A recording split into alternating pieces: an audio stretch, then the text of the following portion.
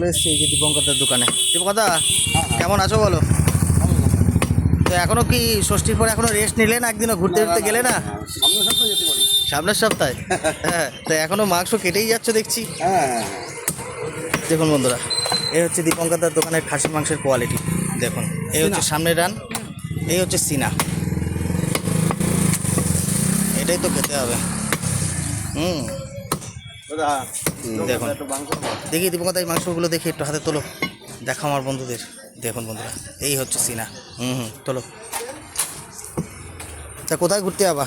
আমাদের ওয়েস্ট বেঙ্গলের বাইরে না ওয়েস্ট বেঙ্গলের ভিতরে? ভিতরে ভিতরে ভিতরে। আচ্ছা, এমনি ষষ্ঠী করতে তুমি নিজে গেছিলে? আমার যাওয়া হয় না কোনো বছর। যায় হয় না কোনো বছর নাকি? আমাদের 500 দিও। দেখুন, এ হচ্ছে চাপ নাকি? চাপ চাপ উপরে চামড়াটা সুন্দর করে তুলে দেয়, দেওয়ার পর এটা দেখ ঝকঝকে একটা কালার চলে আসে। এই যে চকলেট। চকলেট কালার দেখ শুধু। এইসব মাংস তো খেতে হবে।